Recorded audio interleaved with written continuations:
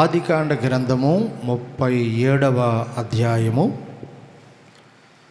18వ వచన భాగాన్ని చదువుదాము.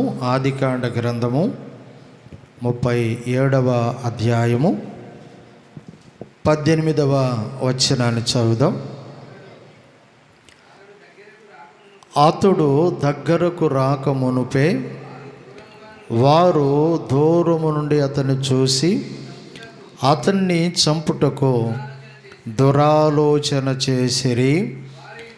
వారు, ఇదిగో ఈ కలలు గనువాడు వచ్చుచున్నాడు, వీరిని చంపి ఇక్కడున్న ఒక కుంటలో పారవేసి దుష్ట మృగములు తినివేసినవని చెప్పుదుమని, అప్పుడు వీని కలలు ఏమగునో చూతుమని ఒకరితో ఒకరు మాట్లాడుకొనిరి.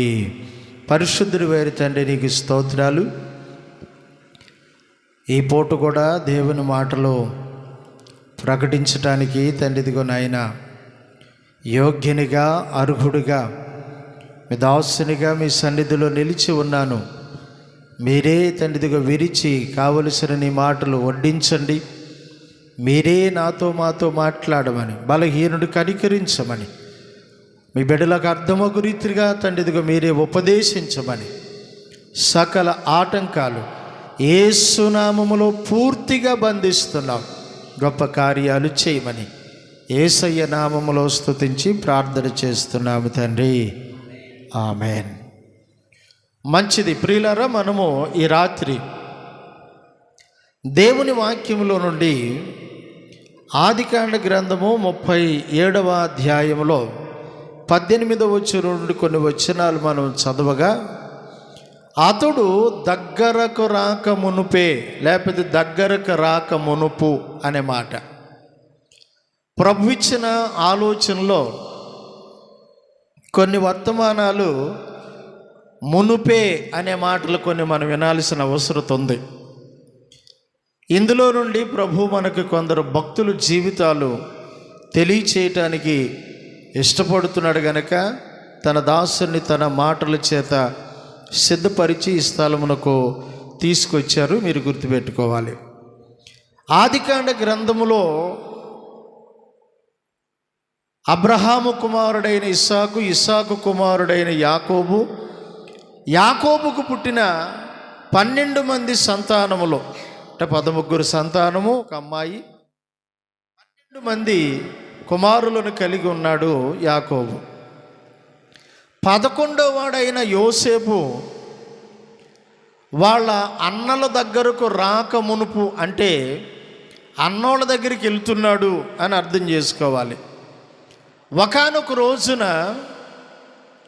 యోసేపును వాళ్ళ తండ్రి పిలిచి, మీ అన్నోళ్ళు గొర్రెలు తోలుకొని అడవికి వెళ్ళి చాలా దినాలయ్యి, వాళ్ళ సమాచారం తెలుసుకొని రమ్మని పంపినట్లుగా మనము ఈ మూల వాక్యంలో చదువుతున్నాం. యోసేపు జీవితం అనండి, అందరూ అన్నట్టేనా? యోసేపు జీవితాన్ని గురించి మనము ఇలాగనుకోవాలి. యోసేపు దగ్గరకు రాకమునుపే అన్నలు అసూయపడి పగపట్టిరి. యోసేపు పుట్టక మునుపే దేవుడు గొప్ప ప్రణాళికను కలిగి ఉన్నాడు అనుకోవాలి మనం ఈ వర్తమానాన్ని. యోసేపు మీద వాళ్ళ అన్నలకు ఒక రకమైన పగ, ఒక రకమైన ద్వేషం ఉన్నట్టుగా లేఖనాల్లో చూస్తున్నాం. అయితే మనం జాగ్రత్తగా వినాలి. యోసేపు యాకోబు కుమారుడిగా, రాహేలు కుమారుడిగా వాక్యములు మనం చదువుతాం. రాహేలు కుమారుడు అంటే యాకోబు ప్రేమించిన రాహేలుకు ఇష్టమైన కుమారుడు. అందుకే యాకోబు యోసేపును బాగా ప్రేమించేవాడు. యోసేపు జీవితం ఎలాంటిది అంటే చూడండి, యోసేపును గురించిన కొన్ని మాటలు మనం అతను గురించి చదువుదాం దేవుని వాక్యంలో. ఇందులోనే 37వ వచనంలో 2వ వచనం చదవండి. 37వ అధ్యాయం 2వ వచనంలో చదువమ్మ.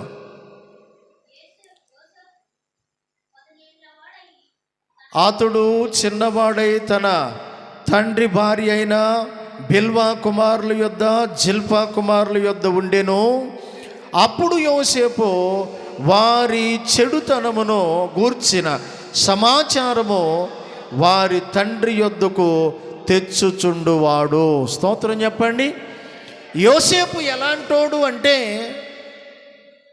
యాకోబునకు లేయా రాహేలు అనబడిన భార్యలే కాకుండా వాళ్ళను చేసుకోవటం వల్ల 2 దాసీలను వాళ్ళ మామగారు ఇచ్చాడు, వాళ్ళ ప్రాంత ఆచారాన్ని బట్టి. ఈ 4 భార్యలకు కొంతమంది పిల్లలు పుట్టగా వారి అన్నల దగ్గర ఉంటున్నాడంట యోసేపు. వయసు ఎంత? 16 ఏండ్ల వాడై. వాళ్ళ అన్నలు గమనిస్తున్నాడు. వాళ్ళ అన్నలంట చెడుతనమును చేస్తున్నారంట. చెడుతనము చేస్తున్నారంట. ఈ సమాచారాన్ని తీసుకొని వాళ్ళ నాన్నకి చెప్పేవాడంట, నాన్న చిన్నన్నట్ట పెద్దన్నట్ట రెండోవాడట్ట మూడోవాడట్ల అంటూ ఆ 10 మంది చేస్తున్న చెడుతనం వాళ్ళ తండ్రికి చారేసేవాడు. జాగ్రత్తగా వినాలి. యోసేపు వాళ్ళ అన్నల దగ్గరకు రాకముందే 18, 19, 20 వచనాల్లో అతన్ని చంపుదాం, ఈ గుంటలో పడేద్దాం, చీల్చేసినలే దుష్టమృగాలని చెబుదాం అనుకుంటున్నారు. ఏంటి కారణం అంటే వాళ్ళ అన్నలకి చెడుతనం చేయటం అనేది ఇష్టం. యోసేపుకు చెడుతనం అనేది ఇష్టం లేదు. యోసేపు చెడుతనం చేయనోడైనప్పటికీ వాళ్ళు చేయటం ఇష్టం లేక అది కూడా తీసుకెళ్ళి వాళ్ళ నాన్నకి చెప్పేవాడు. దానిని బట్టి యోసేపు మీద వాళ్ళకి బాగా కోపం ఉండేది. కింద వచనాలు చదువుతారు, 3, 4 వచనాలు చదివితే, మరియు యోసేపు ఇశ్రాయేలు వృద్ధాప్యమందు పుట్టిన కుమారుడు కనుక తన కుమారులందరికంటే ఎక్కువగా అతన్ని ప్రేమించి అతని కొరకు విచిత్రమైన నిలువుటంగి కుట్టించాడు. అందరికంటే ఎక్కువగా తండ్రి ప్రేమను పొందుకుంటున్నాడు. ఎందుకు? వృద్ధాప్యమందు పుట్టాడు, ఇష్టమైన భార్యకు పుట్టాడు, చెడుతనమును సహించుకోలేకపోతున్నాడు. మంచి స్వభావం కలిగిన వాడు ఈ యోసేపు అనే కుమారుడు. నేను యోసేపుని గురించి ఇంకేం చెప్పాలంటే 4వ వచనం చదివేటప్పటికి అక్కడ మనం చూస్తాం ఆ మాట. చూడండి, 4వ వచనం, అతని సహోదరులు అతని తండ్రి అతన్ని అందరికంటే ఎక్కువగా ప్రేమించుచున్నప్పుడు వారు అతని మీద పగపట్టి, ఏం పట్టారంట? యోసేపు మీదంట పగబడుతున్నారంట అన్నలు. ఎందుకు? మా తండ్రి మాకంటే ఎక్కువగా మా తమ్ముడైన యోసేపును ప్రేమిస్తున్నాడు. యోసేపు తండ్రి ప్రేమను పొందుకోవటానికి యోసేపు చేస్తున్న పని చెడుతనమును సహించలేకపోతున్నాడు. ఇష్టమైన భార్యకు పుట్టాడు, వృద్ధాప్యములో పుట్టాడు. మొత్తం మీద ఆ తండ్రికి ఆ బిడ్డ మీద ప్రేమ కలుగుతుంది. అయితే యోసేపులు ఇంకో గొప్పతనం ఏంటో తెలుసా? 5వ వచనానికి వచ్చేటప్పటికి యోసేపు కలలు కనేవాడిగా ఉంటాడు. 5వ వచనంలో కళ, 6వ వచనంలో కళ, 9వ వచనంలో కళ. అట్లాగనే ఈయన కళలను గురించి మనం లేఖనాలు చదువుతున్నప్పుడు ఈయన కళలు కంటూ ఉంటాడు. కళలు కంటమంటే కొంతమందికి పగటి కళలు వస్తాయి. మీకు తెలుసా? పగటి కళలు అంటే అవి నెరవేర్చబడేవి కాదు. ఈడేం పని చేయడు, పొద్దున్నే సద్దానం తిని పడుకుంటాడు. కానీ ఈడేది పెద్ద వ్యాపారం చేస్తున్నట్టు, అమెరికాలో ఉండట్టు, విమానాల్లో తిరుగుతున్నట్టు, ఈడు కారు దిగటానికి ఒక డోరు తీసేటట్టు ఈ పగటి కళ్ళు అంటారు. కళ్ళు తెరిచి చూస్తే, కళ్ళు మూసుకున్నప్పుడు విచిత్రమైన కళ్ళు, కానీ వీడు కళ్ళు తెరిచి చూస్తే సాధారణంగా ఎప్పుడు అప్పుడే. కొంతమంది బాగా విచిత్రమైన కళలు వస్తాయి. అందుకే అప్పుల బారి నుండి తప్పించుకోవాలని, ఆ బాధ తెలియకుండా ఉండాలని కొంతమంది డ్రింక్ చేసేవాళ్ళు ఉంటారు, తాగేవాళ్ళు. వాడికి అప్పులు గుర్తు రాకుండా ఉండాలని వాడి కల వేరు. యోసేపు అలాంటోడు కాదు. భవిష్యత్తులో ఏం జరగబోతుందో, తన జీవితంలో ఏం జరగబోతుందో, తన జీవితం ఎంత ఉన్నతంగా హెచ్చించబడబోతుందో. ఎందుకో తెలుసా? మనం చదువుకున్న 18వ వచనం వాళ్ళ అన్నలు అన్నారు, ఈయన్ని పట్టుకొని గుంటలో పడేద్దాం, చంపేద్దాం అని అనుకుంటున్నారు. కానీ యోసేపుకి వచ్చిన కలల్లో దేవుడు ఆయన ఎంత దీవించబోతున్నాడో తెలియపరిచాడు. ఒకానొక రోజున వాళ్ళ నాన్న దగ్గరికి వచ్చాడు. నాన్న నాకు ఒక కల వచ్చింది అన్నాడు. అన్నోళ్ళు వచ్చి అన్నారు, నాన్న వీడు మాకు కూడా నిన్న ఒక కళ చెప్పాడు, నిన్నే కాదు మొన్న కూడా ఒకటి చెప్పాడు, 5వ వచనంలో కళ చెప్పాడు. సరేలే అనుకున్నాం, కోపం వచ్చింది. ఇప్పుడు 6వ వచనంలో కళ చెబుతున్నాడు, 9వ వచనానికి వచ్చేలేక ఇప్పుడు 3వ సంగతి చెబుతున్నాడు అనగానే వాళ్ళ నాన్నకు కూడా కోపం వచ్చిందంట. కానీ చూడండి 9వ వచనంలో మీరు ఆ మాట చదువుతారా? అతడు ఇంకొక కల కని తన సహోదరులకు తెలియచేసాను, ఇదిగో నేను మరొక కల కన్నాను అన్నాడు. చూడండి 11వ వచనం చదవండి ఒకసారి. 10వ వచనం చదువునాన్న. అతడు తన తండ్రితో తన సహోదరులతోనూ దాన్ని తెలియచేసాను. అతని తండ్రి అతనితో, నీవు కనిన ఈ కల ఏమిటి? నేను నీ తల్లి నీ సహోదరులు నిశ్చయముగా వచ్చి నీకు సాష్టాంగ పడతామా అని గర్దించాడంట యోసేపును. ఎవరు గర్దిస్తుంది? యోసేపు, ఏంద్ర విచిత్రమైన కలలుగా అంటున్నావు? కలగంటే ఒక పద్ధతి ఉండాలి, ఒక లెక్క ఉండాలి. మొన్నేదో చెప్పావంటే నిన్నేదో చెప్పావంటే ఈరోజు చెప్పేది మరీ భిన్నంగా ఉంది. ఏంటి? మీ అన్నోళ్లే కాదు, మీ అమ్మ నేను మేము కూడా నీ కిందోళమైతే నువ్వు పయ్యోడు అవుతావా? చెప్పండి, ఇది యోసేపు కళ లేకపోతే దేవుని కళ? యాకోబు మాట అంటున్నప్పుడు కూడా 11వ వచనంలో ఏముంటుందంటే, అతని సహోదరులు అతని మీద అసూయ పడిరి, అయితే అతని తండ్రి ఆ మాటలు జ్ఞాపకం ఏం చేసుకున్నాడంటే, ఎందుకు? యోసేపు జీవితంలో ఖచ్చితంగా జరగొచ్చేమో. ఎందుకు? ఈ 10 మంది పనికిమాలినోళ్ళు, ఈ 10 మంది చెడుతనాన్ని చేసేవాళ్ళు, ఈ 10 మంది మోసగాళ్ళు, ఈ 10 మంది వాళ్ళకు నచ్చినట్లుగా బ్రతుకుతుంటే ఈ యోసేపు మాత్రం దేవుడు ఏ చెడుతనాన్ని సహించలేకపోతున్నాడో ఇతను కూడా దేవుని స్వభావం కలిగి ఉన్నాడు. కాబట్టి యోసేపు చెప్పేదే నిజమేమో. స్తోత్రం చెప్పండి. ఎందుకు? యోసేపు జీవితం దేవుడు ఆమోదింపదగిన, దేవుడు దీవించదగిన, దేవుడు హెచ్చించదగినట్లుగా యోసేపు జీవితం కనబడుతుంది. కొంతమంది దేవుడు దీవించాలని కోరుకుంటారు, కానీ దేవుడికి లేకపోతే దేవుడు అంగీకరించేటట్టు వాళ్ళ జీవితాలు ఉండవు. సండే స్కూల్ పిల్లోడు కూడా ప్రార్థన చేస్తాడు, దేవుడా నన్ను దీవించు, మమ్మల్ని దీవించు, మా నాన్న దీవించు, మా జేజేని దీవించు, అందరిని దీవించమంటాడు. ఆ ప్రార్థనే అది. కానీ దేవుణ్ణి నమ్ముకున్న మనం సండే స్కూల్ పిల్లలు ప్రార్థన చేయకూడదు. దీవెన అని నువ్వు అడగాల్సిన అవసరంలా.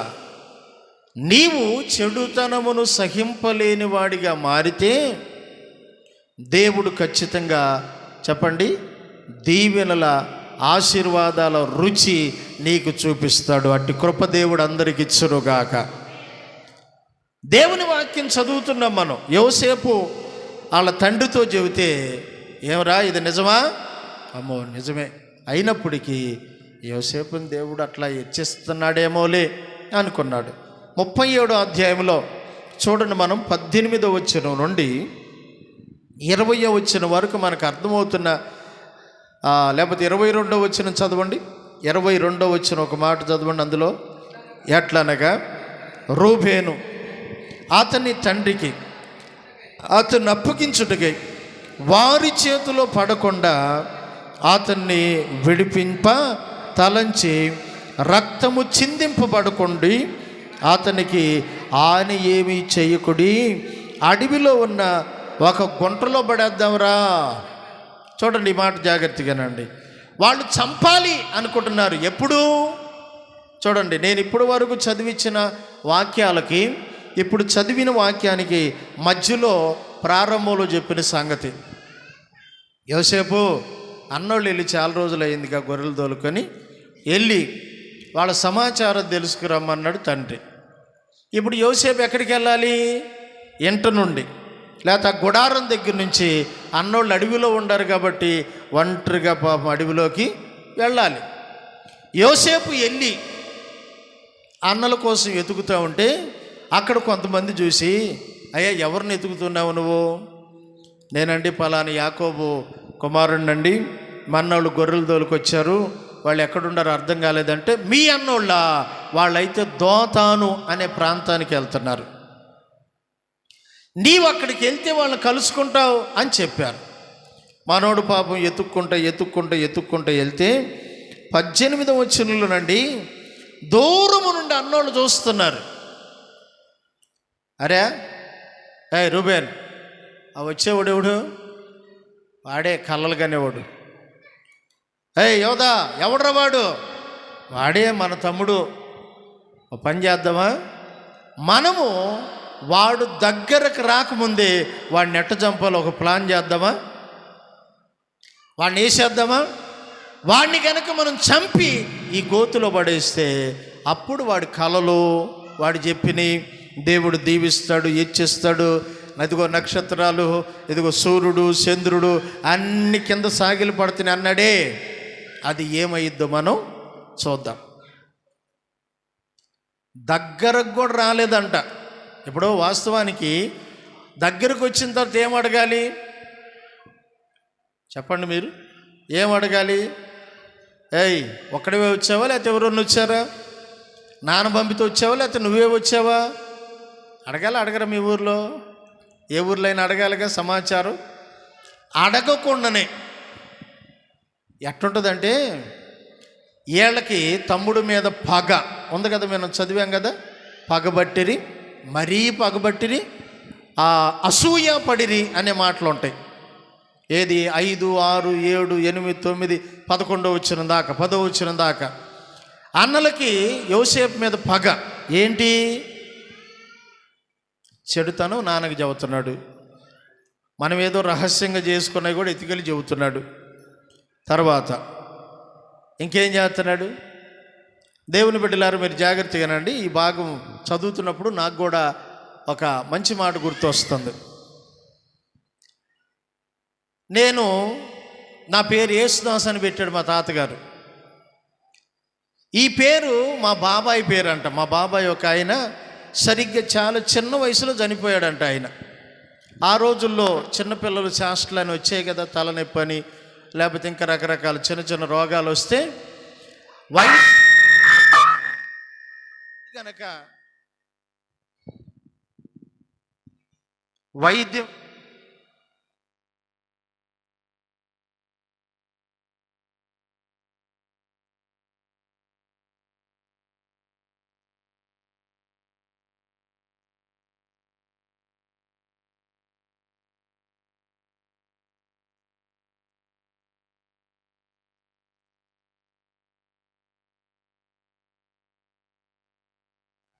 మోకాళ్ళ అనుభవం కలిగి ప్రార్థన చేసేవాడంట.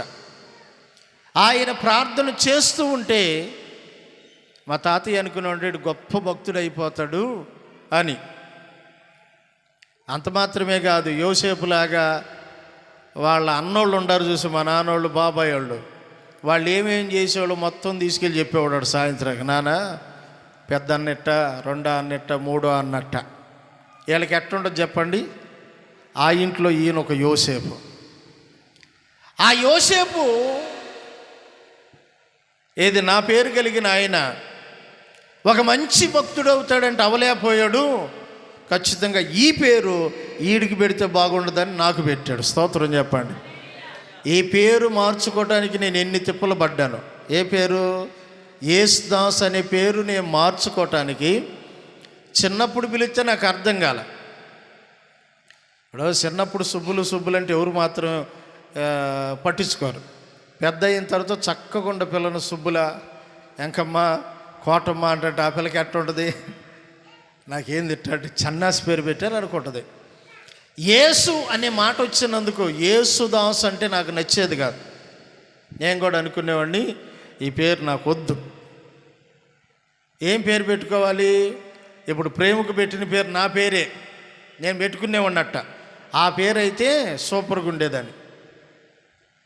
మీరు జాగ్రత్తగా ఒక మాట వింటే, ఆ దైవజనుడు ఏ ఉద్దేశంలో ఈడు భక్తుడు అవుతాడని పేరు పెట్టాడో నిజంగా దేవుడు నన్ను అలాగ ఆశీర్వదించాడు. స్తోత్రం చెప్పండి. ఈరోజు ఇక్కడ దాకా రావటానికి దేవుడు భవిష్యత్ జ్ఞానం ఎరిగినోడు గనక ఆ దైవజనుడి చేత ఆ పేరు పెట్టించాడు. నేను పేరు మార్చాలనుకున్నాను కానీ యేసయ్య జీవితాన్ని మార్చేశాడు. హల్లెలూయా. జాగ్రత్తగా మనం యోసేపు గురించి వింటే, దగ్గరకు కూడా రాలా తమ్ముడు, అసలు దగ్గరకు రాలా, యోగ సమాచారం అడగల, వాడిని చంపి గుంటలో పడేద్దాం అనుకుంటా ఉండారు. అంతలో ఒక రూబేన్ వచ్చి పెద్దోడు గనక, రేయ్ మన తమ్ముడిని చంపితే అట్రా, వదిలే వాడిని ఎట్టగట్ట వదిలేద్దాంలే, కాబోతో పని చేద్దాం, మీరు ఈయన్ని చంపి ఇచ్చేసే కంటే ఆ గుంటలో పడేస్తే వాడే పోతాడు, సత్యసత్తడు ఏమన్నా కానీ అని చెప్పి రూబేను వాళ్ళ చేతుల్లో నుండి విడిపించినట్లుగా మనం చూస్తాం. ఇప్పుడు మీరు చెప్పండి, యోసేపు ఎక్కడున్నాడు చెప్పాలి? నీళ్లు లేని ఒక గుంటలో ఉన్నాడు. యోసేపుకి స్పష్టంగా అర్థమైంది ఏంటో తెలుసా? నా జీవితంలో దేవుడు ఏదైతే చూపించాడో ఆ లక్ష్యాన్ని చేరుకోవటానికి ఇది ఒక అనుభవం. స్తోత్రం చెప్పాలి. యోసేపు కృంగిపోలా, యోసేపు దేవుణ్ణి దూషించలా, యోసేపు ఇక ఏ విధంగా దిగజారిపోయి మాత్రం ఆలోచన చేయలేదు. కానీ యోసేపుకి అర్థమవుతుంది, నా జీవితంలో ఇది ఒక అనుభవం, ఈ అనుభవాల గుండా నేను వెళ్ళాల్సిన అవసరం ఉందేమో. మన జీవితంలో కూడా చాలాసార్లు కొన్ని అనుభవాల గుండా వెళ్ళాలి. ఈ అనుభవాల్లో మనం అనుకుంటాం, ఇంక అయిపోయింది, నాకు జ్వరం వచ్చింది కదా, ఇంక అయిపోయి చచ్చిపోతే అనుకుంటాను నేను, తలనొప్పి వస్తే ఇంక అయిపోయింది, నాకు దగ్గొస్తే ఇంక అయిపోయింది నా పని అనుకుంటాం. అదొక అనుభవం. బైబిల్లో పేతురు పత్రిక రాస్తుంటాడు, ప్రతి వాడికి అనుభవ జ్ఞానం కావాలి. ఏం కావాలి? మోషన్స్కి వెళ్తే ఎంత బాధ ఉంటుందో, నీరసం ఉంటుందో బోయాజుని అడిగినా నన్ను అడిగినా చెప్పచ్చు, అంతే కదా. అదొక అనుభవ జ్ఞానం. వెళ్తా జారి పడ్డాం చెప్పండి, చెయ్యి ఇరిగితే ఎంత నొప్పి ఉంటుందో ఎవరికి తెలిసిద్ది కదా. కొన్ని అనుభవాల గుండా మనం వెళ్ళాలి. అనుభవాలు ఏమీ లేకుండా, ప్రభువా నన్ను కాపాడయ్యా, ఎక్కేటప్పుడు కాపాడు, దిగేటప్పుడు కాపాడు, పడుకున్నప్పుడు కాపాడు, లేచినప్పుడు కాపాడు, నీకు ఇంకేం అనుభవం ఉంటుంది? అనుభవాలు వద్దా మనకి? యోసేపుని తీసుకెళ్ళి గుంటలో పడేశారు. ఎందుకు? రూబేను పెద్దోడు సలహా ఇచ్చాడు. సరే అక్కడ గుంటలో పడేసి పైన కూర్చొని భోజనం చేస్తున్నారు. తండ్రి పంపాడు కదా, ఎందుకు పంపాడు అడగలేదు, ఎందుకు వచ్చాడో అడగలేదు, ఏం తీసుకెళ్ళి నాన్నకి చెప్పాలో చెప్పలేదు. యోసేపు కలలు కనేవాడన్న ఉద్దేశంతో చెడుతనమును గురించి తండ్రికి చెబుతున్నాడని యోసేపుని తీసుకెళ్ళి గుంటలో పడేశారు. యోసేపు అనుకుంటున్నాడు, పడ్డవాడు ఎప్పుడు చెడ్డవాడు కాదు, ఎప్పుడు కాడు. ఒకవేళ మనుషులు మనల్ని తగ్గించవచ్చేమో కానీ దేవుడు అంతకు వర్ధిల్ల చేసేవాడు. స్తోత్రం చెప్పాలి. ఏం చేస్తాడు? అంతకు మనుషులు ఒకవేళ మనల్ని నాశనం చేయాలనుకుంటారు, అది వల్లయ్యే పని కాదు. యోసేపుకి తెలిసిన గొప్ప సంగతి ఏంటో తెలుసా? వాళ్ళ పితరుడైన అబ్రహాము ఏ మార్గములో వెళ్ళాడు యోసేపుకి తెలుసు, ఇస్సాకు ఏ మార్గంలో వెళ్ళాడో తెలుసు, ఆఖరికి వాళ్ళ తండ్రి కూడా ఏ మార్గంలో వెళ్ళాడో బాగా తెలుసు. ఎందుకు తెలుసు అంటున్నానంటే, ఈయన వెళ్ళే మార్గం కూడా అట్లే ఉంది. యేసు ప్రభు అన్నాడు, ఇరుకు మార్గమున ప్రవేశించాలని చూడండి అన్నాడు. ఏ మార్గం? ఇరుకు మార్గం అంట విశాలతలోకి నడిపించిద్దంట. విశాలమైన మార్గం ఇప్పుడు మనం కోరుకున్నాం అనుకో, రాను రాను రాను రాను చెప్పరే. మొన్న ఒకసారి యేసురత్నం అన్న వచ్చాడు. ఆడికి యేసురత్నం అన్న వస్తే ఒక డోరు పైన గడిపెట్టుంది, ఒక డోరే ఓపెన్ చేసి ఉంది. నేనేం చేశాను, ఆ డోర్లో నుంచి వచ్చేసా, ఎందుకంటే ఇది సైజు అంతకు లేదు కదా. నేను వచ్చేసా, ఫ్రీగా వచ్చి కుర్చీలోకి వచ్చా రా అంటున్నా. పాపం వచ్చి దానిలో ఇరుక్కున్నాడు. పాస్టమ్మ నేను అప్పుడు అర్థం చేసుకున్నా, డోర్ తీయకుండా ఆయన రమ్మంటాం ఏమన్నా న్యాయమా? విజయమ్మక్కని రమ్మన్నా న్యాయమే కదా. అందుకని వెళ్ళి ఆ డోర్ తీస్తే పాపం ఫ్రీగా వచ్చాడు. ఇప్పుడు ఇరుకు ఎంత ఇబ్బంది కదా. ఇరుగ్గా ఉండటం చాలా ఇబ్బంది. ఎందుకంటే యేసుప్రభు ఇరుకు మార్గం ఆయనే చెప్పాడు. ఇప్పుడు పరలోకం వెళ్ళే ద్వారం కూడా ఇరుకు మార్గమే. అందులో సినిమాలు చూడకూడదు, తాగకూడదు, వ్యభిచారం చేయకూడదు, దొంగతనాలు చేయకూడదు, అబద్ధం ఆడకూడదు, చెడు చూడకూడదు. కానీ విశాల మార్గం సూపర్, ఏమన్నా చేయొచ్చు, తాగొచ్చు, తిరగొచ్చు, ఏమన్నా చేయొచ్చు. కానీ అది ఎక్కడికి వెళ్ళిద్ది అనేది జాగ్రత్తగా ఆలోచన చేయాలి. విశాల మార్గాన్ని కోరుకునే వాళ్ళు ఈ రోజులు చాలామంది లేరా? ఒక ఆయన అంటున్నాడు, ప్రార్థనకు రావాలని నాకు కూడా ఉంది, కానీ ఈ కొంచెం పాటించాలంటే కష్టమండి. ఏం పాటించాలంటే, సరదాగానే మొదలెట్టి మానేస్తానని ఒట్టు పెట్టి అని పాడాడు కదా, సిగరెట్టు, సుట్ట, బీడీల గురించి. కొన్నిసార్లు పిల్లల మీద, తల్లుల మీద, అందరి మీద ఒట్లేస్తారు వీళ్ళు. ఏంటి? వీళ్ళు విశాలత కోరుకుంటున్నారు. యేసుప్రభు వారు ఇరుకు మార్గాన్ని కోరుకునే దేవుడు. స్తోత్రం చెప్పండి. ఆయన కూడా పరలోకం నుండి వచ్చి ఇరుకునే అనుభవించి విశాలమైన పరలోకం వెళ్ళాడు. 2 చేతులెత్తి స్తోత్రం చెప్దాం. ఇప్పుడు యోసేపు ఒక విచిత్రమైన మార్గాన్ని వెళ్తున్నాడు, అనుభవం నేర్చుకుంటున్నాడు. ఇప్పుడు గుంటలో యోసేపు ఉన్నాడు, పైన అన్నలో చక్కగా భోజనం చేస్తుంటే వాక్యంలో మనం చదువుతాం, ఆ మార్గమున ఇస్మాయేలీలు వెళ్తున్నారంట, వర్తకులు, మస్తకి, బోళము అవన్నీ తీసుకొని. ఎక్కడ రాస్తాడన్నమాట మనం చదువుదాం చూడండి. లేఖనాల్లో మనం ఎక్కడ చదువుతామంటే, కన్నులెత్తి చూడగా ఐగుప్తునకు తీసుకొని పోవటానికి గుగ్గిలం 25వ వచనమా? ఓకే, చదువు. గుగ్గిలము, మస్తకి, బోళము మోయిచు ఒంటెలతో ఇస్మాయేలీలైన మార్గస్థులు గిలాదు నుండి వచ్చుచుండిరి. అప్పుడు యోధ ఏమంటున్నాడు తెలుసా? బాయ్, ఇప్పుడు దాకా మీరు యోసేపుని చంపాలనుకుంటున్నారు కదా, అన్నేమో గుంటలో పడేద్దాంరా వద్దన్నాడు. నేనేం చెబుతున్నానంటే, యోసేపుని అదిగో ఆ వెళ్ళే మార్గస్థులకు అమ్మేద్దాం. ఎంతకు అమ్ముదాం? వాళ్ళు ఎంత ఇస్తారో బేరం చేద్దాం, యోసేపుని అమ్ముదాం. సరేనన్నారు. ఆ ఇస్మాయేలుని పిలిచి, అయ్యా మా ఓడిని నమ్ముతాం, ఎంత ఇస్తారు? ఎంత ఇచ్చారని అక్కడ బైబిల్లో మనం చదువుతాం చూడండి. 20 తోలముల వెండి తూసి యోసేపు వాళ్ళు ఖరీదు కట్టారంట. ఇప్పుడు యోసేపు అమ్మబడ్డాడు అనండి. ఎవరికి? ఐగుప్తుకు సంబంధించిన ఆ మార్గస్థులు, వ్యాపారస్తులు, ఇస్మాయేలీలు కొనుక్కొని వెళ్ళిపోయారు. వాళ్ళు కొనుక్కొని వెళ్ళి యోసేపును చూడండి, 39వ అధ్యాయం లేకపోతే 37వ అధ్యాయంలో చివరి వచ్చిన వరకు కూడా చూడండి, అక్కడ రాస్తాడు. ఓకే, అక్కడే చూడండి. మిద్యానీయులు ఐగుప్తునకు తీసుకొని పోయి ఫరో యొక్క ఉద్యోగస్తుడును రాజ సంరక్షణ సేనాధిపతి అయిన పోతీఫర్ అతనికి అమ్మివేసిరి. పోతీఫర్కి అమ్మేశారంట.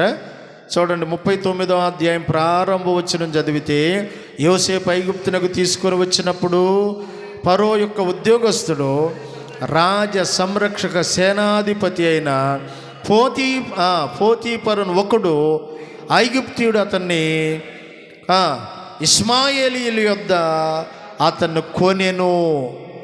వాళ్ళు అమ్మిరి, చెప్పండి, ఈయన కొనుక్కున్నారు. యోసేపు జీవితం మీరు జాగ్రత్తగా వినండి. సొంత అన్నలే దగ్గరుండి బేరం చేస్తున్నారు. ఇదిగో ఈ అబ్బాయిని అమ్మేస్తాం, ఎంత ఇస్తారు? 20 తులాల వెండి ఇస్మాయిలీలు కొనుక్కున్నారు. యోసేపుని తీసుకెళ్ళారు, పోతీఫరుకు అమ్మేస్తే ఇవన్నీ యోసేపుకి తెలియకుండా జరుగుతున్నాయా, తెలిసే జరుగుతున్నాయా? చెప్పాలి. యోసేపుకి ఏం తెలుస్తుంది? నన్ను వీళ్ళు అమ్ముతున్నారు, వాళ్ళు కొంటున్నారు. ఇది కూడా ఒక అనుభవం. నేను అమ్మబడుతున్నాను. మీరు జాగ్రత్తగానండి. యోసేపు జీవితంలో యేసు ప్రభువారు వెళ్ళినట్లుగానే ఉంటుంది. యేసు ప్రభువారు వెళ్ళినట్లుగానే ఉంటుంది. ఎట్లా చూడండి, మార్కు సువార్త 12వ అధ్యాయంలో యేసు ప్రభువారు ఒక ఉపమానం చెప్పాడు. అందులో నేను చదవమనను కానీ మీరు గమనికలో తెచ్చుకోండి. యేసు ప్రభువారు పరలోకము నుండి వచ్చాడంట భూలోకానికి. ఒక తండ్రి ఉన్నాడు, ద్రాక్ష తోట నాటాడు, దాన్ని కాపులకు గుత్తగించి వెళ్ళిపోయాడు, అద్దెకిచ్చాడు, కవులకి ఇచ్చాడు. పంట పండింది. పంట కాలంలో నాకు రావలసిన భాగం ఇమ్మని కొంతమంది దాసులను పంపాడు. వాళ్ళు వచ్చి అడిగితే వీళ్ళంట కొట్టారంట, కొంతమందిని గాయపరిచారంట, కొంతమందిని చంపారంట. ఆఖరికి యజమానుడు ఏమనుకున్నాడంటే, నా ప్రియకుమారుని పంపిస్తే ఖచ్చితంగా వీళ్ళు సన్మానిస్తారు అనుకొని యేసు ప్రభువును భూలోకానికి పంపిస్తే, చెప్పండి, ఆ కుమారుడు వస్తూ ఉండగానే ఈ ద్రాక్ష తోట గుత్తకు తీసుకున్న వాళ్ళు, అరే వారసుడు వస్తున్నాడు, అతన్ని కనుక చంపితే అసలు ఈ పొలమంత మందే అయిపోయింది. పట్టుకున్నారంట, చంపారంట, ద్రాక్ష తోట వెలుపల పడేశారంట. యోసేపు తండ్రి పంపిస్తే వస్తున్నాడు కదా, ఏమన్నా ఎందుకు పంపాడు, ఎప్పుడు బయలుదేరా, ఏమన్నా తిన్నావా, మధ్యలో తాగావా, నానేమన్నా పంపాడా, ఏమన్నా అడగమన్నాడా? ఏమీ లేవు. యోసేపును పట్టుకొని గుంటలో పడేశారు. చంపాలనుకున్నారు కానీ రూబేను తప్పించాడు. అంటే యోసేపు చనిపోవటానికి వచ్చినోడు కాదు గనక, యేసు ప్రభు మాత్రం అందరి పాప దోషముల కోసం మరణించటానికి వచ్చాడు గనక. ఇప్పుడు జాగ్రత్తగానండి. ఇప్పుడు యేసు ప్రభును ఆయన 30 ఎండి నాణ్యాలకు అమ్మలేదా? అమ్ముతాడని తెలియదా? చెప్పాలి. తెలిసి కూడా అమ్మి బేరం పెట్టి వచ్చాడు. యోధా ఏడకెళ్ళి వచ్చావు? ఏదో చిన్న పని మీద వెళ్ళి వచ్చాలే ప్రభువా. ఓకే, మంచిది, వెళ్ళిన పని బాగా జరిగిందా? వెళ్ళేటప్పుడు కూడా యోధా నువ్వు చెయ్యాలనుకుంటుంది ఎందుకు, వెళ్ళి చెయ్యి అన్నాడు. యేసు ప్రభువుకు తెలుసు, ఆయనకి తెలిసే జరుగుతుంది. ఇప్పుడు యోసేపుకు కూడా ఏం జరుగుతుంది తెలిసే యోసేపుని బేరం పెడుతున్నారు. వీళ్ళు 20 తులాలకు కొన్నారు కదా, మరి ఎడకు వచ్చిన తర్వాత ఎంత కమ్మారు? ఆడ రాయిల వాళ్ళు తెచ్చి మారు బేరానికి అమ్మారు. ఇప్పుడు యోసేపు ఐగుప్తీని ఇంట ఉండాడు. స్తోత్రం చెప్పండి. ఐగుప్తీని ఇంట యోసేపు ఉండగా మీరు అద్భుతమైన సంగతులు ఇప్పుడు చదవాలి. ఏంటి చూడండి ఆ మాట. 39వ అధ్యాయం 2వ వచనం 3వ వచనం చదవడం. 2-3 వచనాలు. యెహోవా అతనికి తోడయ్యుండెనని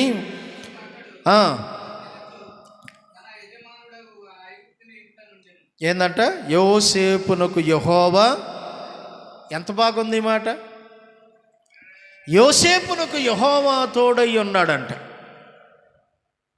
ఇప్పుడు యోసేపు జీవితం ఎలాంటిదో తెలుసా?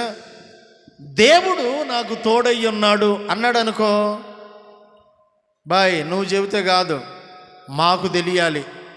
కానీ అక్కడ మనం చదివిన భాగంలో 3వ వచనం చదువునానా, యెహోవా యోసేపునకు తోడయ్యుండెను గనుక అతడు వర్ధిల్లుచు తన యజమానుడుగా ఐగుప్తీని ఇంట ఉండాడు. 3వ వచనం, యెహోవా అతనికి తోడయ్యుండెనని అతడు చేసినదంతయు అతని చేతిలో యెహోవా సఫలము చేశానని ఆ యజమానుడు చూశాడంట. నేను ఇప్పుడు మిమ్మల్ని అడగాల్సిన ప్రశ్న ఏంటో తెలుసా? దేవుడు ఎవరికి తోడై ఉండటానికి ఇష్టపడతాడు? చెప్పండి. ఎవరికి తోడై ఉండటానికి? తాగుబోతోడుగా, వ్యభిచారిక, దొంగక?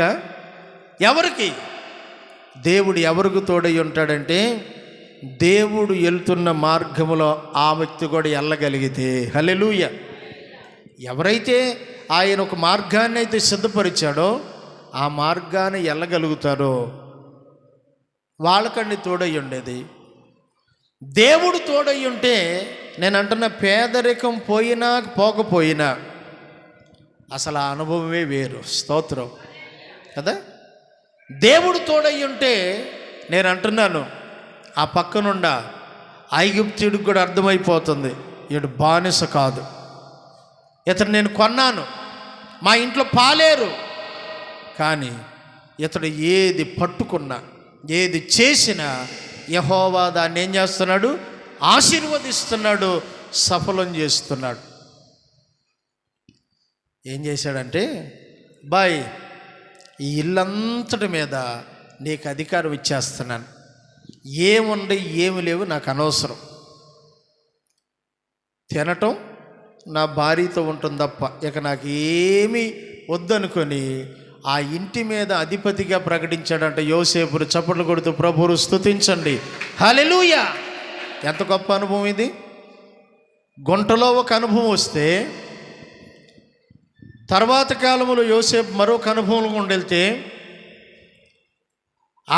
యోసేపు ముందే అన్నలు అమ్మేస్తే, అక్కడి నుంచి తెచ్చి ఐగుప్తునికి అమ్మేస్తే యోసేపుకి అర్థమైంది ఏంటంటే, ఇవన్నీ నేను వెళ్ళాల్సిన మార్గాలు. అయితే ఒక్కటి మాత్రం, నాకు ఈ కళలు చూపించిన, నాకు ఈ దర్శనాలు ఇచ్చిన, నాకు ఇవన్నీ చూపించిన దేవుడు మాత్రం నన్ను ఎన్నడూ విడిచిపెట్టడు, తోడయ్యుండెను. బైబిల్లో చాలామందికి ఈ మాట రాయబడింది. ఏమని? 23వ కీర్తన అంటాడు దావీదు, నీవు నాకు తోడై ఉన్నావు, నీ దుడ్డు కర్ర నీ దండము నన్ను ఆదరిస్తుంది. గాఢాంధకారపు లోయల్లోకి వెళ్ళినా, నేను సంచరించిన ఏ అపాయానికి నేను ఎందుకు, నీవు నాకు తోడై ఉన్నావు. దావీదున కంటే యెహోవా తోడై ఉండటం ఆ కాలంలో ఉన్న సౌలు చూసి దావీదుకు భయపడ్డాడంట. మరీ భయపడెను అని 1 సమూయేలు గ్రంథం 18వ అధ్యాయంలో మనం చదువుతాం. ప్రియులారా, మనం నేర్చుకోవలసిన ఒక మంచి మాట, దేవుని తోడు మనకు కావాలి. స్తోత్రం చెప్పండి. ఇప్పుడు మనం మార్గంలో వెళ్తున్నాం అనుకో, దేవుని తోడు ఎప్పుడు కోరుకుంటారు కొంతమంది అంటే, ప్రభువా మేము వెళ్తున్నాం, ఏ పాములు రాకూడదు, ఏ తేళ్ళు రాకూడదు, ఏ విషపు సంబంధమైన ముట్టకూడదు, అసలు దెయ్యాలు మా జోలికే, అందుకు ఆ తోడు. దేవుడు చెడుతనమును విసర్జించే వాళ్ళతో ఉండటానికి ఇష్టపడతాడు. హల్లెలూయా కదా. ఇప్పుడు యోసేపు జీవితంలో ఒక ఆశీర్వాదం ప్రారంభం అయితే, నేనంటాను ఆ ఆశీర్వాదానికి అడ్డుపడుతుంది సాతాను. సాతానుడు ఏ రూపంలో అయినా పనిచేయవచ్చు కదా. అది స్త్రీ రూపంలోనైనా, సిరి రూపంలోనైనా, అధికార రూపంలోనైనా, ఎట్లయినా మన ఆశీర్వాదాలకు అడ్డుపడేవాడే సాతానుడు. ఇప్పుడు ఊజు దేశంలో ఏబనే భక్తుడు ఉన్నాడు.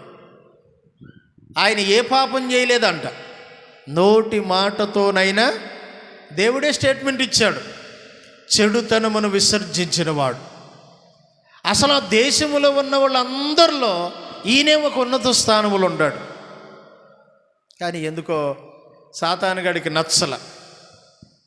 ఆడు అటు ఇటు తిరుగుతూ వచ్చాడంట, షారోన్ వచ్చినట్టు వచ్చి యెహోవా సన్నిధిలో ఉన్నాడంట. ఏయ్ సాతానా, అపవాది, ఎక్కడి నుంచి వస్తున్నావంటే, వాడు చేసేది అదే కాబట్టి చెప్పాడు. ఏమని? భూమి మీద ఇటు అటు అంటే అటోళ్ళు చూడాలి మనోడు, ఇటోళ్ళు చూడాలి, ఎవరిని వదిలిపెట్టడం. కాబట్టి నేను భూమి మీద అటు ఇటు తిరుగుతూ వచ్చాను. ఎందుకు మరి ఏబు గురించి దేవుడు అడుగుతున్నాడంటే, నా సేవకుడైన ఏబు అచ్చం నాలాంటి లక్షణాలే కలిగి బ్రతుకుతాడు. హల్లెలూయా. ఏమనుకుంటున్నావు మా వాడంటే, ఏం లేదులే ప్రభువా, నువ్వు అన్ని ఇచ్చావు కాబట్టి దేవుడా అంటున్నాడు. తీసేస్తే ఇప్పుడు దేవుడు ఇచ్చేవాడే కానీ నాశనాన్ని కోరేవాడు కాదుగా. ఏబు జీవితంలో నాశనం రావటానికి ఏ కోణంలో ఏ పాపం లేదుగా. కానీ సాతానుడు ఆ పని చేస్తున్నాడు, దేవుణ్ణి ప్రేరేపిస్తున్నాడు. మొత్తం మీద ఏబు నాశనానికి ఒడిగట్టినవాడు సాతానుడు అయితే, దేవుడు ఏబును రెండంతలుగా దీవించాలనుకున్నాడు. ఈ కారణాన్ని అడ్డం పెట్టుకొని స్తోత్రం చెప్పండి. ఏ కారణం? ఏబు ఈ విషయంలో గెలవాలి. ఏబుని నేను సాతాను చూస్తూ ఉండగానే రెండంతల ఆశీర్వాదాలతో నింపాలి. నింపాడా నింపలేదా? ఏబు గ్రంథం 1వ అధ్యాయం చివరి అధ్యాయం మధ్యలో జరిగిన శోధనంతా మరి ఈరోజు మనోళ్ళు వాగ్దానం పెట్టారు కదా. ఒకసారి ఆ క్యాలెండర్ దగ్గరికి వెళ్ళాను నేను. ఆ క్యాలెండర్ మీద ఒక సీనర్లో వాక్యం ఉంది, ఈ నెల వాక్యం ఏమని? శోధించబడిన మీదట నేను సువర్ణంగా మారుతా, జలములలో పడి నేను వెళ్ళిన అవి నా మీద పారవు, అగ్నిలో నేను నడచిన జ్వాలలు నన్ను కాల్చజాలవు. హల్లెలూయా హల్లెలూయా హల్లెలూయా మే హల్లెలూయా హల్లెలూయా మే. నేను వెళ్ళే మార్గము తెలియును, నేను వెళ్ళే మార్గము తెలియును. స్తోత్రం చెల్లిద్దాం. మనము మన జీవితంలో యోసేపులాగా లేకపోతే ఏబులాగా వెళ్తున్నప్పుడు ఆ మార్గాలు ఆ అనుభవ జ్ఞానాలు మనకి ఎంత ఉపయోగపడతాయి అంటే మనం దీవించబడటానికి కారణంగా మారుతాయి. యోసేపునకు యెహోవా తోడై ఉండెను. కానీ ఇంకొక కీడు కూడా ఏంటంటే, యెహోవా ఒకవైపు తోడై ఉంటే ఆ ఇంటి యజమానురాలు ఈయన మీద కన్ను వేసిందంట. ఏమేసింది? ఏ కన్ను? ఆమెకి యోసేపు మీద మనసు పడింది. కానీ యోసేపు 2 కళ్ళు దేవుడి మీద వేశాడు. స్తోత్రం చెప్పండి. ఆమె యోసేపు మీద వేస్తుంది కన్ను, కానీ ఈయన 2 కళ్ళు దేవుని మీదే ఉండే. ఒకరోజు ఎవరు లేని సమయంలో వచ్చిందంట తల్లిగారు. ఆ అమ్మమ్మ లాంటిదో నాయనమ్మ లాంటిదో తల్లి. వయసు కూడా చాలా తేడా. యోసేపే మంచి వయసులో ఉన్నాడు, బలంగా ఉన్నాడు, అందంగా, రూపం కూడా బాగుంది. పట్టుకుందంట, వద్దు నేను రాను, నీతో మాట్లాడను, అవసరం లేదు, నీవు అడిగినట్లుగా చేయమన్నట్లుగా ఈ పాపం చేస్తే పరమందున్న దేవుడి దృష్టికి నేను పాపినైపోతాను, నేను చెయ్యను.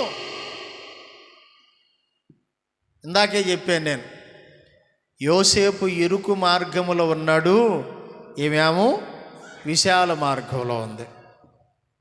మొన్న ఎప్పుడో గుర్తు చేశాను ఏంటంటే, యోసేపుని ఏమో అడుగు అని ఉంటుంది, ఒరే యోసేపు నువ్వు మా ఇంట్లో పాలేరువి, మా ఇంట్లో దాసుడివి, మా ఇంట్లో కింద స్థాయి నీది, నీవు కనుక ఓకే అని నాతో కనుక తప్పు చేస్తానికి ఒప్పుకుంటే ఆ ముసలోడిని లేపేసి ఆడి స్థానంలో నిన్ను పెడతా, చూడు నీ స్థాయి పెంచుతా, నీ ఆశీర్వాదం పెంచుతా, నీ అభివృద్ధి పెంచుతా అంది. పిచ్చి మొహం దాన, నాకు వచ్చిన కళ ఇది కాదు, నాకు వచ్చిన కళ ఇది కాదు, దేవుడు నాకు చూపించిన కళ ఇది కాదు, దేవుడు చూపించింది నన్ను అక్కడ పెడతానని. స్తోత్రం చెప్పండి. అది ఈ చిన్న చిన్న ఆశలు చూపించి ఈ కోరికలు రేపి నా ఆశీర్వాదాలకు అడ్డుపడాలనుకుంటున్నావని ఆమె చేతుల్లో నుండి యోసేపు వస్త్రాన్ని విడిచి పారిపోయాడు. 39వ అధ్యాయం 21వ వచనం ఏడుంటాడు తెలుసా? చెరసాలలో ఉంటాడు. 39:21లో చెరసాలలో ఉంటాడు. ఏం చేసినందుకు? పాపం వద్దు, దేవుడు చూస్తున్నాడు, ఇది చెడుతనము, ఇది వ్యభిచారము, ఇది జారత్వము, నాకొద్దు అన్నందుకు చెరసాలలో వేయించారంట. అయినప్పటికీ విచిత్రమైన మాట ఏంటో తెలుసా? చెరసాలలో కూడా యోసేపునకు యెహోవా 40వ వచనం కాదు 40వ అధ్యాయంలో అనుకుంటాను, యెహోవా అతనికి తోడై ఉన్నాడు అనే మాటలు వినపడతాయి. ఈ చెరసాలలో కూడా ఈయన మరొక అనుభవాన్ని నేర్చుకోవాలి. ఏంటి? చెరసాలలో ఉన్న వాళ్ళనంట అక్కడున్న ఆ జైలు సూపరింటెండెంట్ ఉంటాడే, ఆయన అందరిని యోసేపుకి అప్పగించాడంట. ఇప్పుడు యోసేపు ఖైదీ కదా, ఖైదీకి ఖైదీలను అప్పగించాడంట. ఇప్పుడు దొంగలకే దొంగలను చూసాం, వింటున్నారా? ఓ రోజు దొంగలందరూ అంట దొంగతనం చేసి వచ్చాడో కూర్చొని భాగాలు పంచుకుంటున్నారంట. ఒక దొంగ పోలీస్ డ్రెస్ వేసుకొని వెళ్ళాడంట, అందరు బారిపోతే అవన్నీ మూట మూట ఇంటికి తెచ్చుకున్నాడంట. ఈడు దొంగలకే దొంగ మనం చూస్తాం. కానీ ఈ యోసేపు ఎలాంటోడంటే దొంగలు లేకపోతే ఆ ఖైదీలందరినీ యెహోవాను నమ్ముకున్న కారణాన్ని బట్టి ఇతను వశపరుచుకున్నాడు. అంటే వశీకరణ మంత్రం ఏమో తెలుసా? కాదు, దేవుడు తోడై ఉన్నాడు గనక, చెడుతనము లేనివాడు గనక ఆ జైలు అధికారికి అర్థమయ్యి నాకంటే యోసేపు వీళ్ళకి బాగా మార్పు చెందే మాటలు. జైల్లో సువార్త చెప్పే అవకాశం కూడా ఇస్తారు, పోలీసులే ఇస్తారు. ఎందుకంటే మేము కొడటం వల్ల శిక్షలు వేయటం వల్ల వీళ్ళు మారతలేదు, వాళ్ళల్లో పరివర్తన రావాలంటే మీరేదన్నా చేయండి అంటూ జైల్లో సువార్త ప్రకటించడానికి అవకాశం ఉంది. ఇప్పటికీ రాజమండ్రి సెంట్రల్ జైల్లో కొన్ని వేల మంది మార్పు చెంది సేవ చేస్తున్నారు. ఇటీవల కాలంలో యేసు ప్రభు ఆవులి అనే పాస్టర్ గారు యాక్సిడెంట్లో చనిపోయాడు కదా, ఆయన కూడా జైల్లో సువార్త విన్నవాడే. థామస్ గారని ఉన్నాడు, ఆయన ఆచార్య థామస్ గారని. ఆయన ఇప్పుడు రాజమండ్రి సెంట్రల్ జైల్లో సేవ చేస్తాడు. ఆయన మన దగ్గరికి పిలుద్దాం అనుకున్నా కానీ మీరు కూర్చునే విధానంలో అట్లాంటి పిలవకూడదు. ఇంటే బాగా ఇన్ని దీవించబడతా ఉంటే అట్లాంటి వాళ్ళు రావాలి మన దగ్గరికి. అక్కడ సువార్త ప్రకటిస్తే దొంగలు మారిపోతున్నారు. అదొక యోగ్యమైన సేవ. యోసేపు కూడా ఉన్న ఖైదీలందరికీ చెబుతూ ఉంటే వాళ్ళల్లో 2 ఖైదీలు కొత్తగా వచ్చారు. వాళ్ళెవరు? ఐగుప్తు రాజును చంపాలనుకున్న వాళ్ళు. చంపాలనుకున్నారు, వాళ్ళు వేసుకున్న ప్లాన్ ఫెయిల్ అయిపోయింది. 2 జైలుకి వచ్చారు. వాళ్ళల్లో ఒకడు భక్షకారుల అధిపతి, రెండోవాడు పానదాయకుల అధిపతి. అంటే రాజుగారు తాగే ద్రాక్షారసం నీళ్లు ఇచ్చేవాడు ఒకడైతే, మరి రాజుగారు తినే ఆహారం పెట్టేవాడు మరొకడు. 2 కలిసి మరి విషం పెట్టాలనుకున్నారో, 2 కలిసి ఉరేయాలనుకున్నారు, ఏం చేయాలనుకున్నారో 2 జైలుకి వచ్చారు. వాళ్ళిద్దరికి జైల్లో కలలు వచ్చినాయి. కలలు గనేవాడనే పేరు పొందిన యోసేపు వాళ్ళను చూసి, ఏంటి మీ ముఖాలన్నీ కూడా వికారంగా ఉండి ఏంటి విషయం అని అడిగితే, నాకు కల వచ్చిందండి, ఈ కల ఇది అన్నాడు. ఏమి లేదు, నీ కలభావం ఏంటంటే 3 రోజుల్లో నువ్వు చచ్చిపోబోతున్నావు. ఓహో, నీ కలభావం 3 రోజుల్లో ఇదిగో రాజుగారి పుట్టినరోజు వస్తుంది, నీకు మరలా తిరిగి ఉద్యోగం ఇవ్వబడుతుంది, నువ్వు రాజు దగ్గరికి వెళ్ళినప్పుడు నా సంగతి ఒకసారి ఫరోకు చెప్పు అని యోసేపు చిన్న రిక్వెస్ట్ చేసుకున్నాడు. నేను పాపం చేసి ఇక్కడికి రాలేదు, తప్పు చేసి రాలేదు, నేను యథార్థవంతుణ్ణి, కావాలన్నది కాబట్టి నా మీద తప్పు మోపింది, నన్ను జ్ఞాపకం చేసుకోమంటే ఆ 40వ అధ్యాయంలో చివరిలో ఏముంటుందో తెలుసా? చూడండి ఆ మాట. అయితే పానదాయకుల అధిపతి యోసేపును జ్ఞాపకం చేసుకోలేదంట. మేలు చేశాడు. ఇప్పుడు వచ్చిన కళతో సతమతం అయిపోతుంటే 3 రోజుల్లో నీకు ఉద్యోగం వచ్చిందని చెప్పాడు. ఉద్యోగం రాగానే మళ్ళీ రాజుగారి దగ్గరికి వెళ్ళాడు. కానీ మరిచిపోయాడు. కానీ 41వ అధ్యాయంలో జరిగిన అద్భుతం ఏంటంటే ఇప్పుడు రాజుగారికే కల వచ్చింది. ఇప్పుడు ఆ కలభావం తెలుసుకోవటానికి రాజుగారు ఎన్నో రకాల తిప్పలు పడుతుంటే అప్పుడు గుర్తొచ్చింది పానదాయకుల అధిపతి అనేవాడికి. రాజుగారు అప్పుడు నేను జైల్లో ఉన్నప్పుడు నాకు ఒక కల వచ్చిందండి. ఆ కల ఒక ఎబ్రీడు చెప్పాడు, అతను చెప్పిందే జరిగింది. 3 రోజులకి భక్ష్యకారుల అధిపతి చనిపోయాడు, పానదాయకుల అధిపతి అయిన నాకు మీరు ఉద్యోగం ఇచ్చారండి, వెంటనే పిలిపించమన్నాడు. నేను ఎందుకు ఈ మాటలన్నీ చెబుతున్నానంటే యోసేపు జీవితంలో ఏది ప్రారంభించబడిందో దేవుడు దాన్నే ఒకదాని తర్వాత తీసుకొస్తున్నాడు, అనుభవాలు దాటిస్తున్నాడు. అంతకుముందు ఎప్పుడో పాట నాకు కొంచెం బాగా ఇష్టంగా ఉన్నది. క్యాసెట్ల టైంలో బాలసుబ్రహ్మణ్యం గారు పాడేవాడు, ఎం దాస్బాబు గారు రికార్డింగ్ చేశాడు ఆ పాట. అనుభవానికి వచ్చేన అంతులేని వేదన, దైవాజ్ఞను మీరినందుకు పడిన నీకు కఠిన శిక్ష అనే ఒక పశ్చాత్తాపంతో కూడిన ఒక పాట ఉంటుంది. ఇప్పుడు యోసేపు అనుభవానికి ఏం తిప్పలు రాల, యోసేపు అనుభవాల గుండా వెళ్తున్నాడు. ఇప్పుడు మనకు అర్థమవుతున్న మంచి సంగతి ఏంటంటే రాజుగారి దగ్గరికి వచ్చాడు యోసేపు. రాజుగారు ఏమేమి కలలో ఏం చూశాడో 7 వెన్నెలు, ఇదిగో 7 వికారంగా ఉన్న జంతువులు, 7 బలిసిన వాటిని, ఇవన్నీ కూడా యోసేపుకి అర్థమైపోతుంది. రాజా ఏమి లేదు, 7 సంవత్సరాలు పంట బాగా పండిద్ది, అవే బలిసినవి.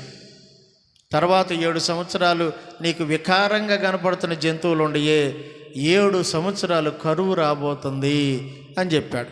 చూడండి, మీరు ఈ యోసేపు చెప్పిన ఈ మాటకు రాజుగారు ఏం చేశాడో 41వ అధ్యాయము 43వ వచనాన్ని మనం చదువుదాం. చూడండి, 41వ అధ్యాయం 43వ వచనం. తన 2వ రథం మీద అతన్ని ఎక్కించెను, అప్పుడు వందనము చేయుడని అతని ముందర జనులు కేకలు వేసిరి. అట్లు ఐగుప్తు దేశమంతటి మీద అతన్ని నియమించెను. హల్లెలూయా. ఏంటి నియమించింది?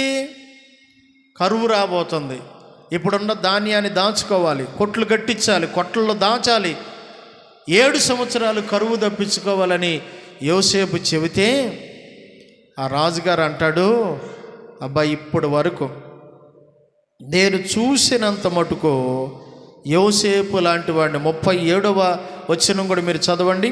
ఆ మాట ఫరో దృష్టికి అతని సమస్త సేవకుల దృష్టికి యుక్తమై ఉండెను గనుక చూడండి, అతడు తన సేవకులు చూసి ఇతని వలె దేవుని ఆత్మగల మనుషుని మనం కనుగొన్నామా? ఎవరంట యోసేపు? చెప్పండి చెప్పండి, చెప్పాలి. ఏ ఆత్మ? ఎవరు చెబుతున్నారు ఈ మాట? కొంతమంది నా దగ్గర దేవుని ఆత్మ ఉంది, ఊరంతా వాళ్ళే చెప్పుకుంటారు. యెహోవా నాకు తోడై ఉన్నాడు వాళ్ళే చెబుతారు. కానీ విచిత్రం ఏంటంటే ఇప్పుడు ఫరో చెబుతున్నాడు ఏమని? పోతీఫరు చెప్పేటప్పుడు యోసేపు నీకు యెహోవా తోడై ఉన్నాడని. ఇప్పుడు ఫరో చెబుతున్నాడు, సేవకులారా ఇతనిలాగా మనము దేవుని ఆత్మ కలిగిన మనుషుణ్ణి అసలు చూసామా? ఐగుప్తు దేశములో ఇతని వంటి వాడు ఒక్కడు కూడా లేడు. బిగ్గరగా చప్పట్లు కొడుతూ ప్రభువును స్తుతిద్దాం. నేను అనుకుంటున్నాను యోసేపు జీవితం ఐగుప్తు చరిత్రనే మార్చేసిందండి. ఒక్కడే, 100 మంది లేరు.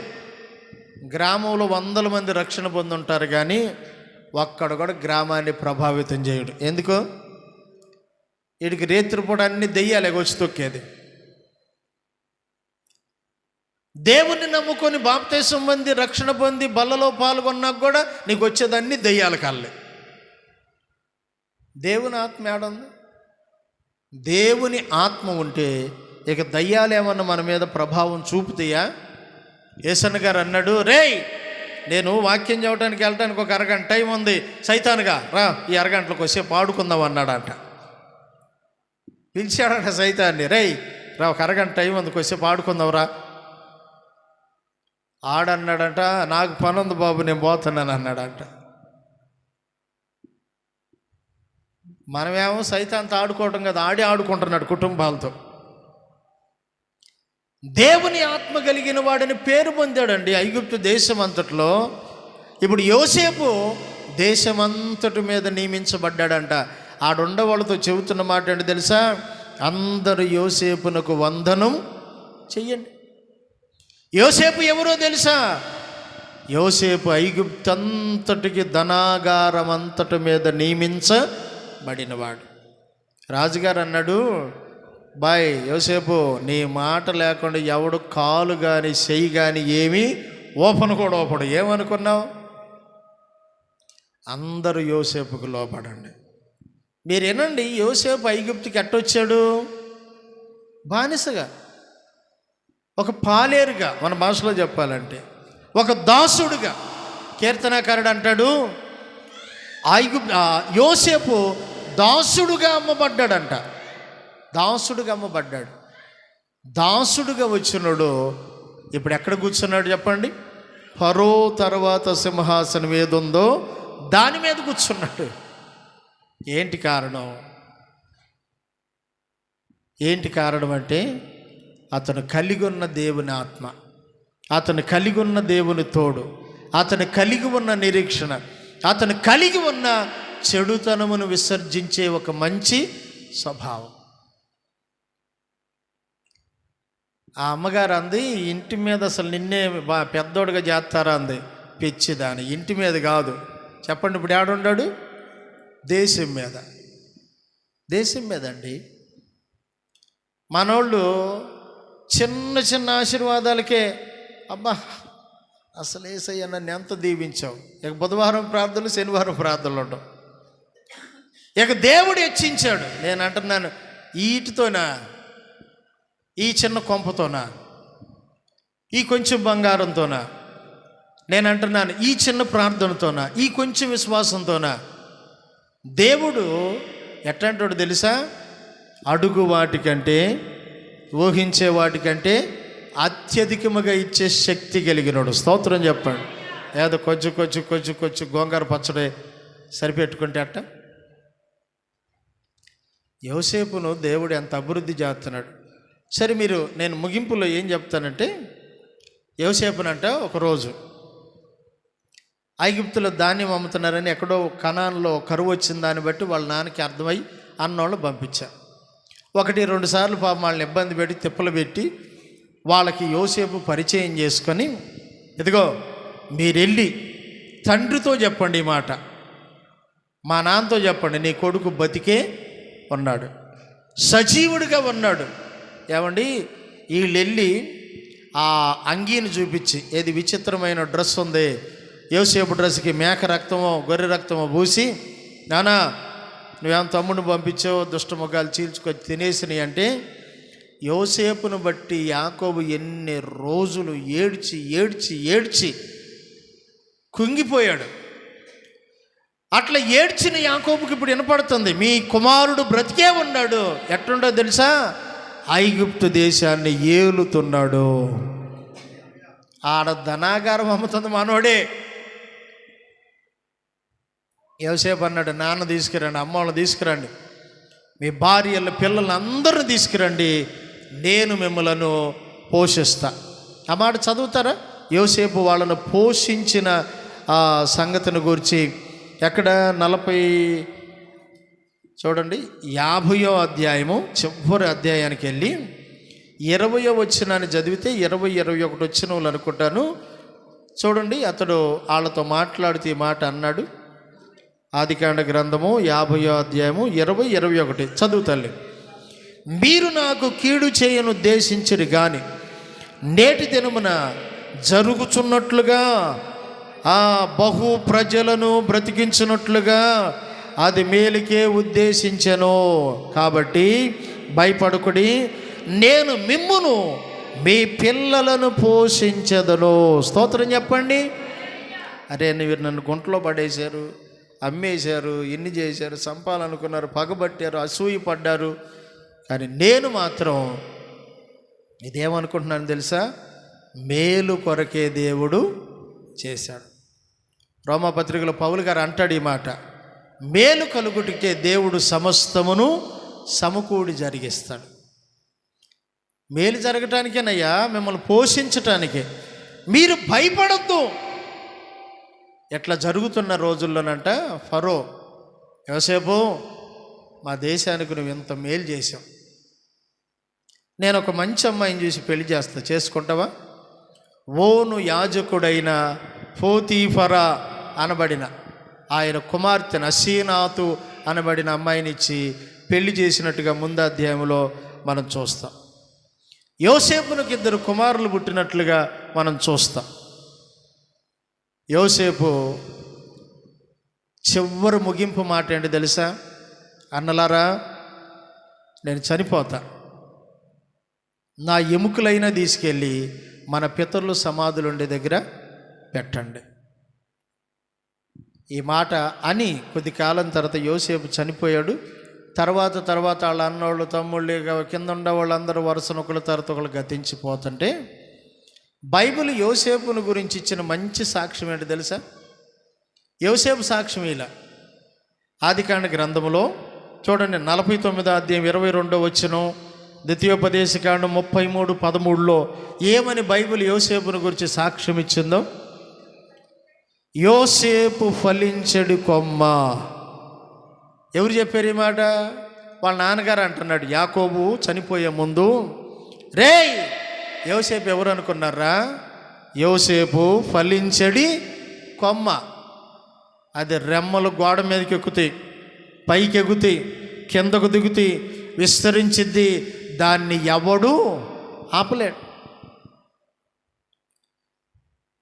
నేను ఇవన్నీ ఎందుకు యోసేపుని గురించి చెప్పానంటే, దూరంగా తమ్ముడు కనపడితే ఆప్యాయంగా దగ్గరికి తీసుకోకుండా వాడిని చంపుదాం. 37:18లో అతడు ఇంకా దగ్గరకు రాక మునుపు అని ఉంటుంది. దగ్గరకు రాక మునుపే చంపాలి అనుకున్నారు అన్నలు. కానీ దేవుడు భూమి మీదకు రాక మునుపే యోసేపు స్థితి వాళ్ళందరికంటే మెరుగ్గా ఉంచాలనుకున్నాడు. ప్రియులారా, ఇప్పుడు యోసేపును బట్టి మనము నేర్చుకోవాల్సిన ఒక పాఠం, నీవు భూమి మీదకు రాకముందే దేవునికి ఒక ప్రణాళిక ఉంది. ఒకవేళ నీ తల్లిదండ్రులు నీ మీద, నీ అన్నదమ్ముళ్ళు నీ మీద, నీ బంధువులు నీ మీద రకరకాల ప్లాన్లు వేయొచ్చావు, కానీ దేవుడు మాత్రం యోసేపులాగా నువ్వు కనుక లోబడగలిగితే, యోసేపులాగా చెడుతనమును విసర్జించగలిగితే, యోసేపులాగా అనేకమైన దేవునిగా చక్కగా దేవుని మార్గంలో అనేకమైన అనుభవాలు నేర్చుకుంటా, కృంగిపోకుండా, దిగులు పడకుండా, దిగజారిపోకుండా, పాపానికి చోటీయకుండా కనుక ప్రభువు వైపు చూస్తూ బ్రతకగలిగితే, నాకు ఇష్టమైన మాట ఏంటి తెలుసా? భోజనం రుచి కాదు నీకు చూపించేది, ఆశీర్వాదాల రుచి చూపిస్తాడు దేవుడు. స్తోత్రం చెప్పండి. భోజనం రుచి కాదు నీకు చూపించేది ఆయన, ఆశీర్వాదాల రుచి యోసేపుకు చూపించాడండి. చీ అన్నారు అన్నలో. ఒకరోజున అందరూ వచ్చి సాగిలు పడ్డారు, వాళ్ళే అమ్ముకున్నారు. కానీ యోసేపే వాళ్ళను పోషించేవాడిగా మారిపోయాడు. ఫరో తర్వాత వాడిగా దేవుడు చేశాడు. యోసేపుని ఇప్పటి వరకు కూడా ఐగుప్తు దేశంలో ఒక దేవుడిగా కొలుస్తున్నారు. ఐగుప్తు దేశంలో యోసేపు అనే పేరు ఎప్పటికి కూడా చెరిగిపోవాలి. కారణం ఏంటో తెలుసా? యోసేపు జీవితం. మీకు అర్థమైతే మీ జీవితంలో ఎందుకు ఆశీర్వాదాలు రావట్లా? పొద్దాక అడిగిన దేవుడు నిష్కించిన, దేవా దీవించయ్యా, ఆరోగ్యం అది అయ్యా, ఇది అయ్యా, ఊరంతా గోల్ చేస్తున్నారు. యోసేపు అడిగాడు, నన్ను ఫలించే కొమ్మగా చేయి, అభివృద్ధి చేయి అనలా. దేవుడికి నచ్చినట్టుంటాడు. అట్లుంటానికి ప్రభు మీ అందరికి కూడా కృప అనుగ్రహించునుగాక. చక్కగా మీ రెండు స్థలములో లేచి నిలబడిన ప్రార్థన చేద్దాం.